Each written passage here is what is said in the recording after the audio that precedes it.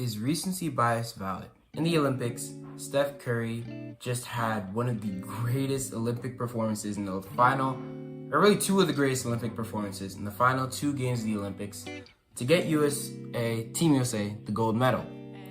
And after Team USA won, and after we saw Steph Curry do all this crazy stuff, one of my friends, Noah, said, "I don't care anymore. Curry is better than Magic."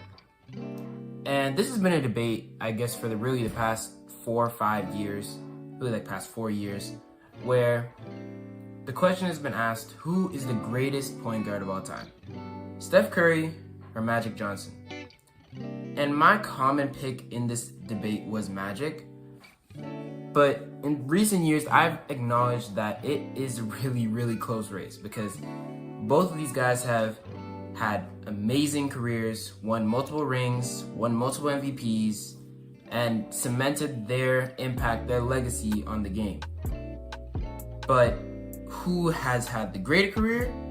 I just assume Magic because, well, Magic, I have him in my top 5 of all time and Curry barely in my top 10.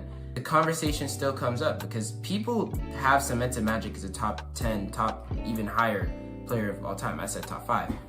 Curry is now just reaching top 10 territory. Questions are being asked. When my friend Noah brought up this argument, Curry's better than Magic, I said slight recency bias, but valid, because there is a bit of recency bias in that statement. If you're not familiar with recency bias, I guess I'll introduce it to you. Recency bias is basically when a player will do something great or a team will do something great, or just when anybody does something great and you all of a sudden say, yeah, this is the great, like they're this of all time. They're this right now. Like, for example, after every single championship, I've noticed this over the years, every single championship, every single finals MVP, or not every single one, but most finals MVPs often get credited as the greatest or best player in the league right after they win a championship. It happened to Kawhi in 2019, it happened to LeBron in 2020, Giannis in 2021, Curry in 2022, Jokic in 2023. 2024 it was Jaylen Brown, but even then he was getting heavy recency bias, put in arguments even with guys like Anthony Davis, Kevin Durant, people who he's nowhere near the same level as, respectfully. So with this whole recency bias thing, it really got on my nerves because it would cause people to rank players a lot higher than they really are. And with that situation where the best player in the world, yeah, sure, they're the best player in the world. They're definitely in the argument, at least top 3, top 4 most of the time. But then there's situations where it's a lot worse, where people will see Luka doing his thing, and then all of a sudden Luka is one of the most skilled, top 10 skilled basketball players of all time. Like, some people would take Luka over Kobe when Luka was doing his thing in the playoffs. There's literally, I could put the thing on the screen. This is real. I'm not lying. Like, I'm not joking. It's bad. So this is why I really had an issue with recency bias for the past few years. It really got on my nerves when people would rank these guys super high. And now there's this situation with Curry where Curry had a great well, he didn't have a great Olympics, but he had a great last 2 games of the Olympics. We saw really what Curry can do because some of those shots that he was hitting, ridiculous. I could literally put a clip of it. He was out of his mind, double team, throwing up a one-legged, like falling away 3 and just hitting it. Dead tired too. Like, what in the world? I don't even know. Like, it's an impossible shot. It's a crazy shot. The fact that he hit a shot like that is impressive. But does that one shot make him the greatest point guard of all time? I don't think so. It might make a lot of people realize how good truly that Steph Curry is. Because Steph Curry, like I said, one of the greatest players of all time. It's amazing that he can make that impossible shot. But I don't think just that one shot makes him the greatest point guard of all time. And this is when it gets to another conversation where you have to ask, if a player does one thing, does that make them this thing? So, like, of course there's little things where, oh yeah, if this is a stupid example, but if LeBron drops 50, he's the greatest player the best player in the league right now. Stupid example, because LeBron can drop 50, it doesn't mean he's the best player in the league. But then there's more reasonable examples, like if LeBron wins another ring, he's the greatest player of all time.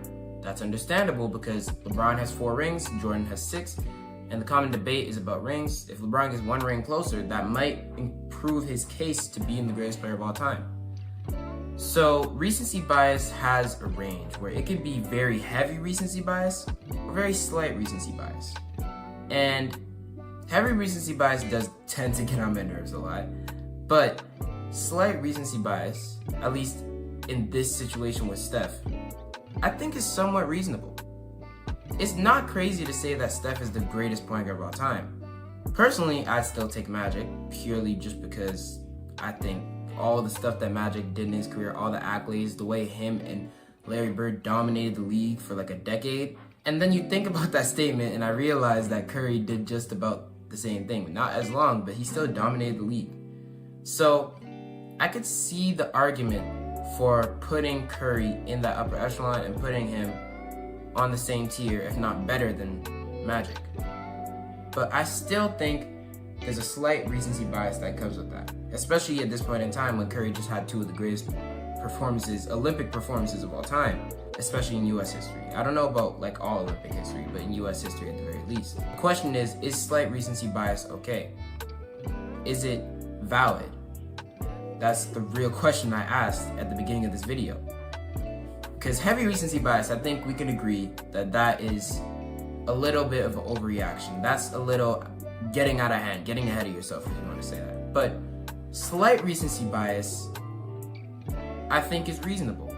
I think it can be valid because it's not like you can take everything that a player does and completely ignore it and say, this doesn't change anything, when really it does change things.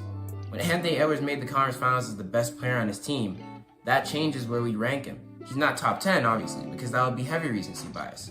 But slight recency bias would be saying he's in that upper echelon of shooting guards with Devin Booker and Donovan Mitchell, where he's actually one of those top guys now.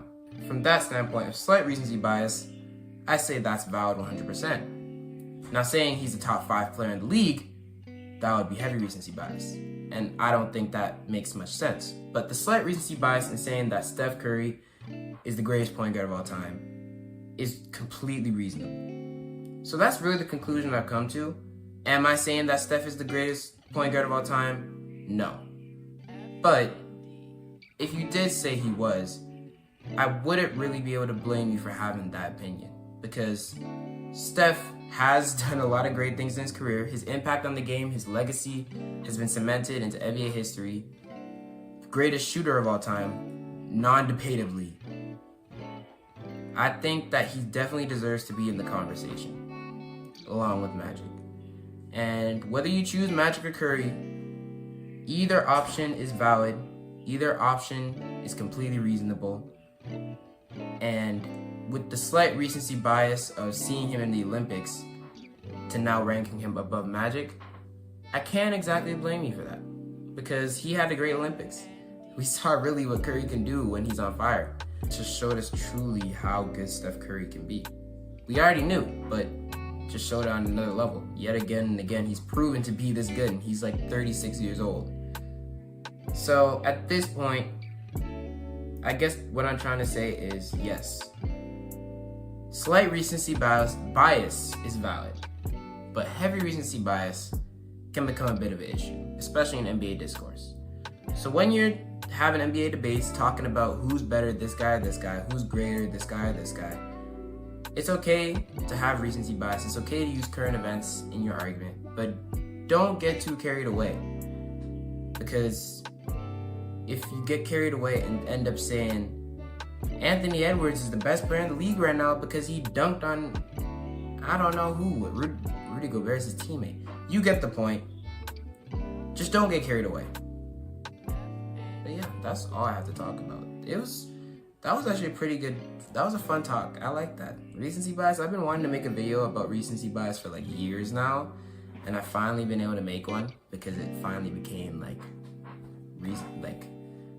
a present topic.